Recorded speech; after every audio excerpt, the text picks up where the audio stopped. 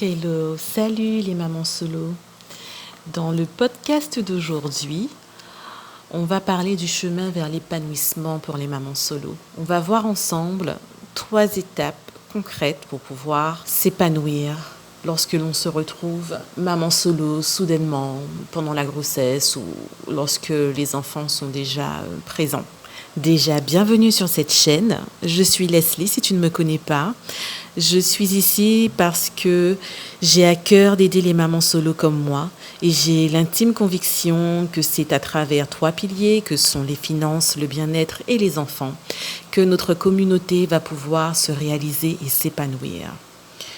Alors si tu veux faire partie de cette communauté, de ce processus d'épanouissement, je t'invite à t'abonner à cette chaîne et à activer la cloche pour être informé des prochaines vidéos. Le chemin vers l'épanouissement. Il est ô combien difficile lorsque l'on se retrouve maman solo d'appréhender l'avenir toute seule avec son ou ses enfants. Il peut être difficile que ce soit d'accepter la situation pendant la grossesse ou alors lorsque l'on a les enfants qui soient en bas âge ou bien plus grands. Ce qu'il y a d'important, c'est de pouvoir se recentrer sur soi, de pouvoir se retrouver et de pouvoir avancer, malgré tout. On va cheminer vers l'épanouissement, puisqu'il s'agit bien de cheminement, à travers 3 étapes. La première étape, il s'agira d'accepter la situation, quelle qu'elle soit. Nous avons toutes des histoires différentes et semblables en même temps. Et pour pouvoir avancer, arriver à une étape supérieure, la toute première chose est de pouvoir accepter la situation. Parfois, les choses se sont faites brutalement. Il peut s'agir d'une séparation, il peut s'agir aussi d'un décès. Les choses peuvent se faire aussi tout en douceur, les choses peuvent être préparées, que ce soit pour soi ou pour les enfants. En tout état de cause, il convient d'accepter la situation, de faire le bilan, de comprendre, de s'autoriser à vivre cette étape. Souvent, on peut avoir tendance à culpabiliser, à vouloir aller plus vite que la musique et aussi parce que on sait que les enfants sont présents, on a envie que tout aille vite mieux et mieux vite. Pour autant, en fonction de la situation, on a besoin parfois de passer par cette étape d'acceptation, de faire le bilan, de comprendre pour pouvoir aller de l'avant. Une fois qu'on a pu faire le bilan, qu'on s'est autorisé à parfois pleurer, à accepter la douleur que l'on peut ressentir en fonction de la situation, encore une fois, puisqu'on peut aussi être dans une situation où l'on s'est séparé et où l'on se retrouve soulagé. Tout dépend du cas de figure. En tout état de cause, se donner le temps, quelques temps pour pouvoir accepter la situation et pour pouvoir faire le bilan. La deuxième étape, il s'agira de ce fait, de se demander qu'est-ce que je veux ? Qu'est-ce que je veux vraiment ?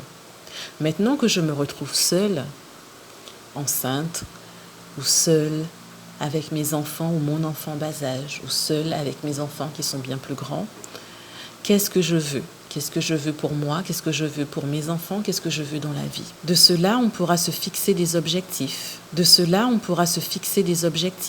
Justement, cela revient à se poser des objectifs. On se retrouve maman solo.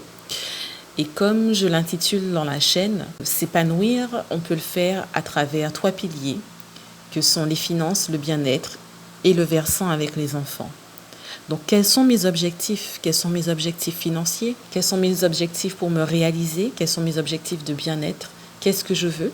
Et qu'est-ce que je souhaite faire avec les enfants ? Qu'est-ce que je souhaite pour les enfants ? Comment j'appréhende l'avenir ? Une fois que je me suis fixé ces objectifs, il s'agit de me demander comment vraiment y parvenir ? Qu'est-ce que je dois mettre en place concrètement pour pouvoir y arriver. Et se poser ces questions et se fixer, rester focus sur ces objectifs permet de passer encore à une autre étape. Et la 3e étape, il s'agira de se dire, ok, j'ai fait le bilan, ok, il s'est passé telle situation, je me retrouve comme ça, avec les enfants, je me retrouve toute seule, etc. Peut-être que mon bilan financier est compliqué, peut-être que je me sens mais vraiment pas bien, peut-être qu'avec les enfants, c'est compliqué, je ne sais pas comment leur expliquer, ou il y a des tensions, il y a des crises. Qu'est-ce que je dois mettre et qu'est-ce que je peux mettre en place ? Maintenant que je me suis posé ces questions, il s'agit d'agir maintenant et concrètement. À travers le pilier du bien-être, il s'agira de me faire du bien.